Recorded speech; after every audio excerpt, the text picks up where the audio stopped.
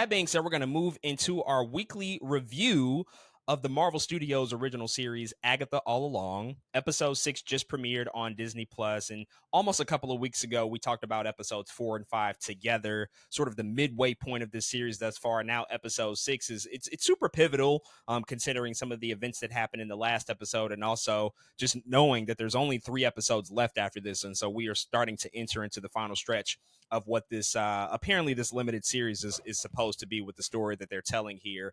And so now with episode 6, as I said, a lot of was revealed, a lot was talked about, and more answers were given in terms of some of the characters and their placement within the show. Episode 6 is entitled Familiar by Thy Side. And of course, we'll get into spoilers and talk about all the details within this week's episode. But before we do that, we just like to start off with our general big picture thoughts. And so before we dive into the nitty gritty, man, what did you think about episode 6 of Agatha All Along? A solid episode.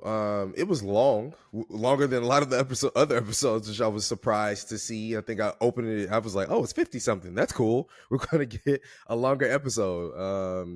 Again, it's always easy, I think, to be worried about the time, how much time we get in these shows. But I was thoroughly surprised with the amount of time we got here. But it is a big flashback episode. It's here to add context, and for everything it was, I enjoyed it, man. It was straightforward, but also it was still surprising me about how dark I think the show could be in the hands of a Disney show and a Disney Plus show. Some of the scenes didn't feel like I was watching something Disney at all at times, to be honest. I was like, whoa, this seems like a different show I could be watching. And so I really enjoyed those aspects of the show. It keeps taking me out of it in surprising ways. Almost every week does something, and this week was again how mean and dark it could be, but also realistic it could be. It felt like a real story. It felt like something familiar, but I think in all the right ways. Other than that, man, that's really it. Shout out to I think the team. There was some cool production design here as well that I think I didn't expect. Again, in some normal parts of Disney, but I enjoyed this episode for what it was, and honestly can't wait to see how these last 3 are going to shape up. I think this episode did do a good job of being like, look, you know this stuff. Now we gave you this episode to know all of these things. It's time to get to it in these last 3. And so I think it was a really good setup for, it almost felt like the penultimate to the last 3, you know what I mean? Like the, 3 episodes, another 3. This is like a perfect way to close out that second set of 3 episodes. So I'm pretty excited to get to the last set here. So I thought episode 6 was decent. There's some things that I certainly liked about it. There's other aspects to it that I certainly can nitpick and sort of like poke holes in. I try not to get too bogged down by that stuff, but some of it is just like so apparent sometimes where it's like, this is really straining credulity. But at times I can forgive that, just depending on like what type of show we're doing. And obviously this is like fantasy and supernatural stuff. Obviously it's meant to be very fantastical. I do think that in terms of like character work, it's pretty well done. I think the character work here was kind of the hallmark and the highlight of this episode in particular. It's very focused really on one individual. If you've seen obviously what leads into this moment, you kind of know who that is. But considering that it is primarily a flashback episode, that did concern me, because I think with these Marvel shows, we've seen flashback episodes before. I think we're at the point where we kind of know that they can either make or break a series.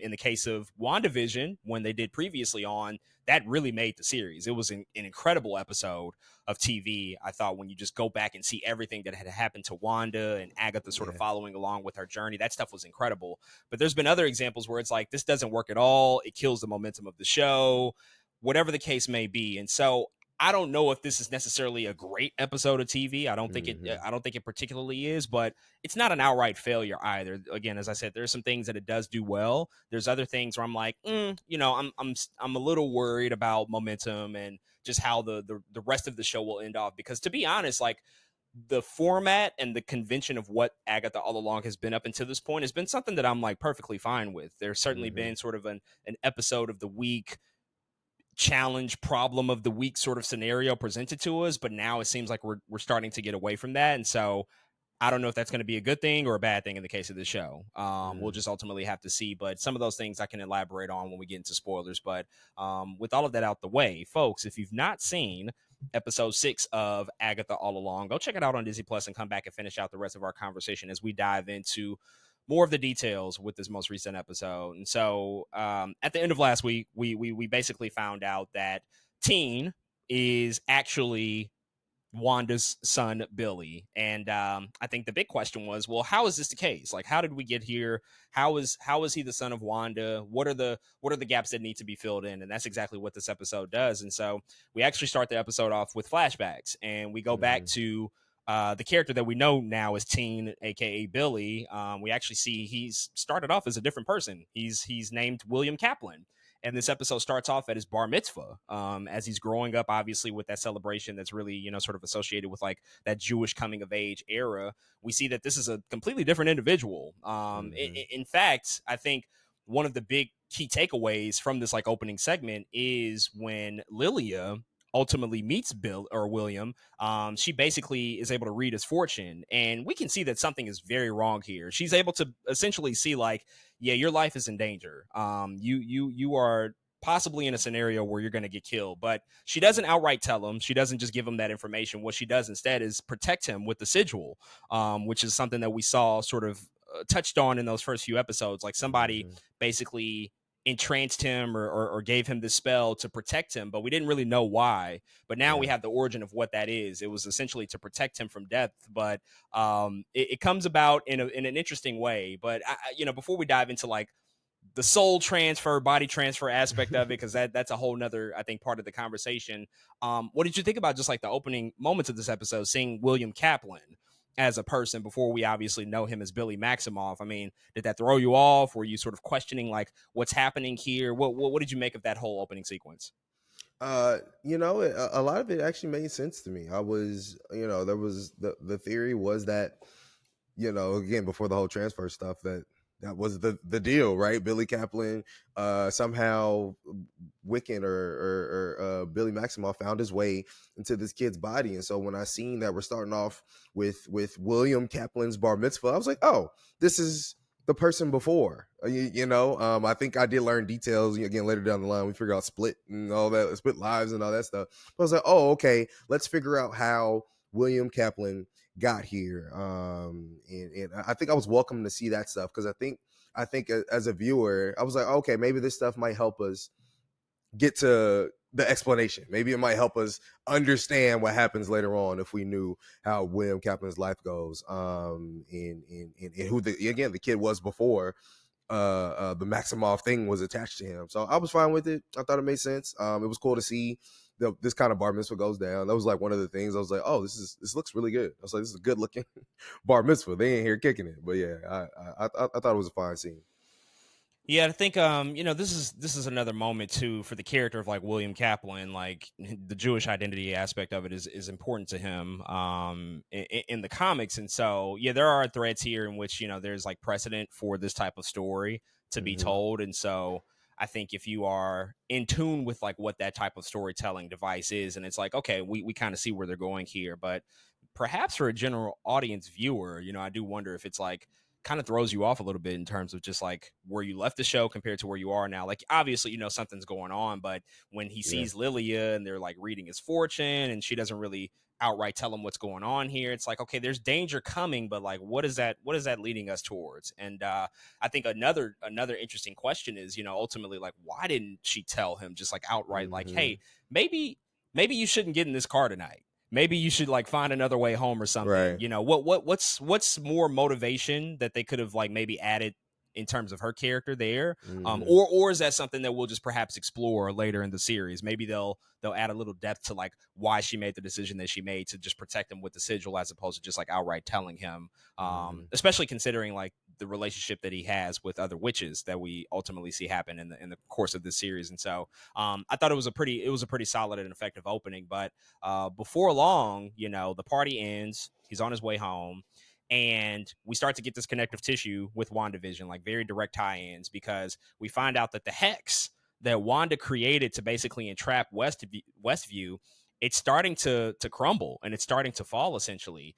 And so while driving past Westview, William's parents, they essentially get into a car accident. And at that moment, this whole thing just becomes a completely different type of ordeal entirely, because in the midst of the car accident, presuming that William dies in that moment because it's a really violent car accident, Mm-hmm. that is the moment where Billy Maximoff's soul essentially transfers into William's body. And so we see this soul transfer happen, and that essentially explains to us, like, okay, this is how Billy is now in a Mm-hmm. completely different individual's body, and he's, sort of aged up compared to where we last saw him, because we never saw any of that stuff in between. And so of course it takes William slash Billy a while to find out exactly what's going on here. But I think in the moment where we see like he survives and all that stuff, like we kind of are tipped off, like, okay, now this is what's happening here.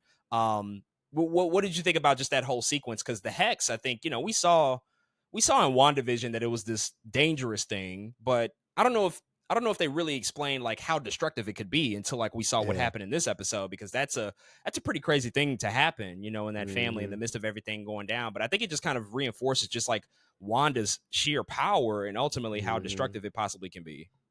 Yeah, what I do like about this is the consequences still that they continue to bring up with the hex. It's so interesting. Why to be part of a lot of bad stuff, you know what I mean? Like, just even thinking about part of the Sokovia Accords is, remember, she accidentally blew up the building. I'm like, Wanda, you be tearing up low key. But this is just another one of those examples, I think.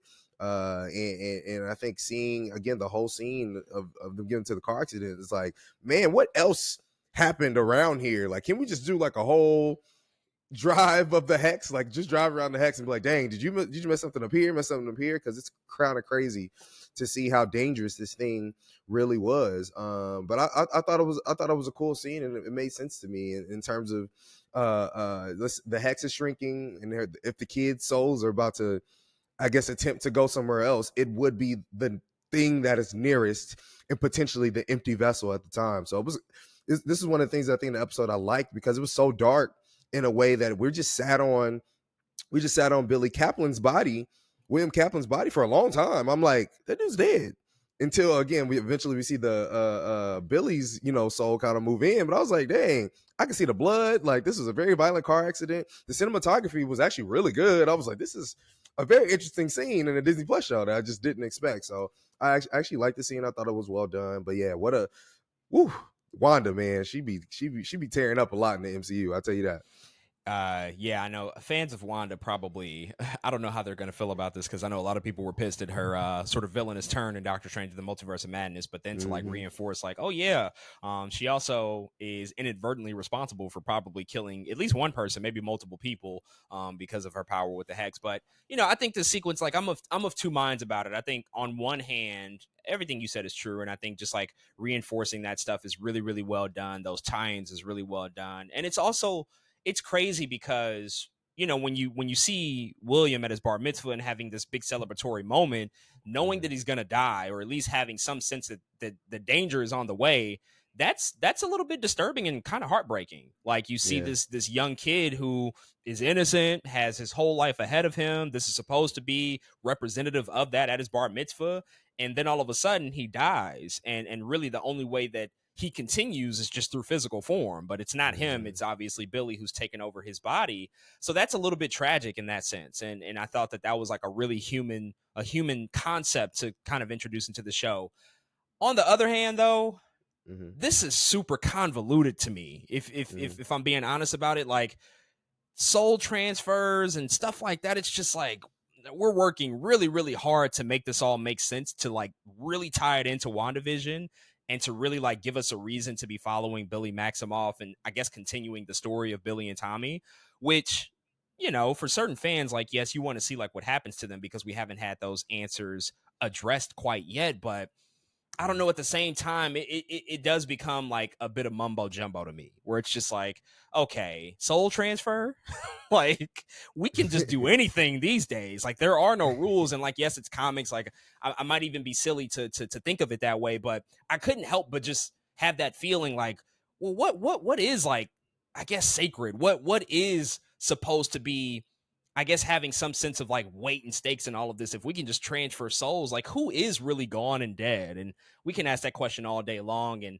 they even point out like, yeah, Wanda's dead in the show. And they've like tried to like reiterate that in like interviews and stuff. But it's like, okay, really? Like, Nah, we come know she's on. not. Like, if we can transfer souls, there is no death. Like, what are you talking about? And so I just couldn't help but like, I guess let that creep into my mind as this was all unfolding. But again, that's one of those nitpicks where it's like, okay, continuity, comics, realism, like whatever you want to say, like you have to kind of let it go at a certain particular point. But after this all goes down, we basically kind of have to see Billy adjust and come to find out like who he is now. And I thought that this was probably the most interesting portion of the episode because we just kind of Yeah, get to see Billy to a certain degree be normal, just kind of live a normal teenager life, at least like coming to his own identity. And I mean, it's no accident that they have aligned this character's age with just that concept of like finding yourself. Like he's literally trying to figure out who he is, because he doesn't really remember anything, but figuratively also when you're at this age, adolescence,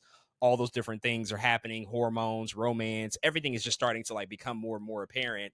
You're yeah, also trying to find yourself in that way. And so I thought that this was probably the most effective part. And we meet a boyfriend that he has. Like there's a whole relationship aspect there that they start to explore. We get to see some of those more personal touches, like his room and sort of the day-to-day stuff, and also just like the relationship with the parents, because that's a bit of a challenge as well. So I thought all of that stuff was like really, really helpful in terms of grounding the character once again, because again, when you're doing soul transfer, that stuff can lose you, but then to like yeah. really get us reattached to who he is, I think that this was like a really good sequence to like follow that up with so that we can get to know him more as an individual and as a person. Yeah, it's also again, after bringing up like that they're Lilia bringing up the William's life might be like split in two.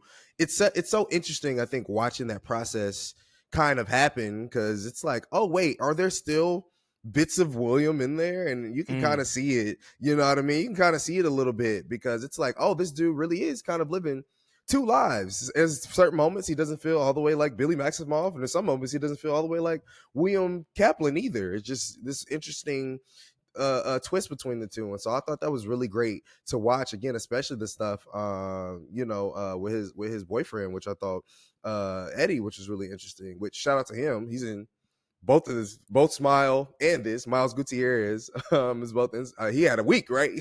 You're in the episode of Agatha all along, and then Smile in the same 2 days within each other. I think that's pretty cool. But I thought those moments, like you said, grounded him, and it made it makes sense. It's like, yeah, these are the parts of kind of William still, but yeah, I don't know. I think it's an interesting thing for that character to have to play with, and I thought it was also well done, and just really fun to see. Like, of course, you would just the beginning, I think, of the investigation, like what is going on with me, and how can I find out? I thought it was, I think it was a fun kind of thing to follow from the very beginning, and not just kind of start in the middle like we do at the beginning of the show. Yeah, and it's the mind reading stuff that also makes it even more challenging yet compelling too, because Mm-hmm. now he has the ability and he's trying to figure out like, how can I do this? Like, how do I know people's thoughts? How can I read their minds? So Yeah. he's trying to figure that out, but he also has to like take in that information and digest it. And there's the really, the really sweet moment between him and his boyfriend where it's like they're about to confess that they love one another, and he already knows it before Eddie even says it. And it's Mm-hmm. like, okay, well now he has to address this. He has to kind of walk the line a little bit and be a little bit careful, because he hasn't revealed exactly like what's going on with him. And so it's cool stuff, I think, there, because it presents us with a very heightened situation that isn't necessarily realistic, but again, I think the ways in which they rooted in the character and within just Mm-hmm. like his age range and the era that he's currently living in, that all it all becomes really resonant, and I think really relatable. Perhaps the biggest surprise of this episode is the return of Evan Peters as Yeah. Ralph Boner, who Lord Jesus. I think drew the ire of many, many people when we saw what they did to him in WandaVision. So he pops up in WandaVision, appears dressed like Quicksilver, introduces himself as Quicksilver. It's like, oh Yeah. shit, they're doing it. Like, we're going there. Mm-hmm.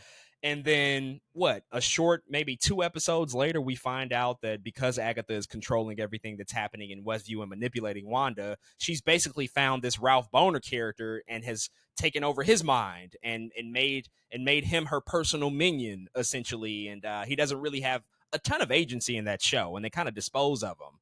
And I know a lot of people were pissed at that, including myself, because it's like, Yeah. really? This is what we're doing? And it appears that they have been able to somehow slowly but effectively kind of rebound from that, because I found that the reintroduction of Ralph Boner in this episode was far more well done than what we saw in WandaVision. Probably because Jack Schaefer and her whole team, they probably knew, like, yeah, we might have fucked that up in WandaVision. We have to figure out a way to make this work as best as we can within what we've already done and established in that previous series. And I thought it was pretty effective. What did you think about Evan Peters coming back here and sort of adding a lot of the color and the dimension to his character that was completely lacking from the first time when we saw him in WandaVision? You know, it was a surprise for sure. And you know, just kind of seeing him again was also interesting because everybody knows Evan Peters just in general as this like big he's just a TV horror, you know, mainstay. You know what I mean? He's in everything TV horror, and this is of course it shows very witchy. It is a little darker than WandaVision, and they're in this dark garage, and it's like, oh, Evan Peters is here. So it was kind of cool. It's almost like a nod to Halloween time in a way. You know what I mean? It's like, oh shoot, Evan Peters is here. And so I was glad, like you said, they brought him back to kind of recontextualize who this character was. Like you said, they kind of disposed of him, threw him away. We were like, are we serious? This is what we're doing here? And now they've given us, I think, something else to chew on to not make us think like, oh, Ralph Boner, this guy. Now I'm like, oh, okay, maybe he did maybe now he has a different purpose. But I think to see him kind of be out of his mind, afraid of everything Wanda did to him, very PTSD filled dude. I think it made sense, and I think they did a good job bringing him back. Of course, Evan Peters is fantastic. So just seeing his performance there was everything. I thought it was both funny and like, dude, you're just so good at what you do. Yeah, and you know, it's really important, as we've already kind of touched on here, because of just like what Wanda did. Like, hey, she just took over an entire small town in New Jersey and turned everybody into sitcom characters. Like, we just can't really gloss over that. And a byproduct of that is what Agatha ultimately ended up doing as well. Like, Agatha was essentially her foe, and she also did some pretty terrible things in order to combat Wanda. And one of those things was taking over Ralph Boner and basically making him do all sorts of crazy things. Like, he reveals that he's the one that killed the dog in WandaVision, which is like, wow. Okay, so now you have a legitimate reason to hate Agatha. Like, you would absolutely despise her because she made you do something that you probably never, ever, ever thought to do. Doing something that, you know, a lot of people like, puppy killers. Like, what are we talking about here? That makes you a truly evil person. And so we get to see him sort of contend with all of that stuff. And as you said, the PTSD of everything that happened with the Hex and those events.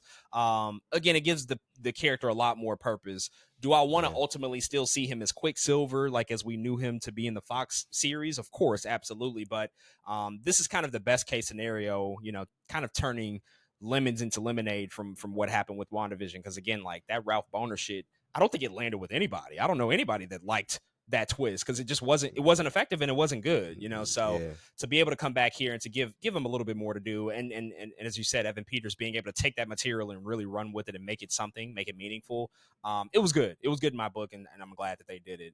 After this, essentially, you know, Billy continues to try to find out more information, trying to find out, you know, what's happening with his brother Tommy. That becomes like a big motivating point for him.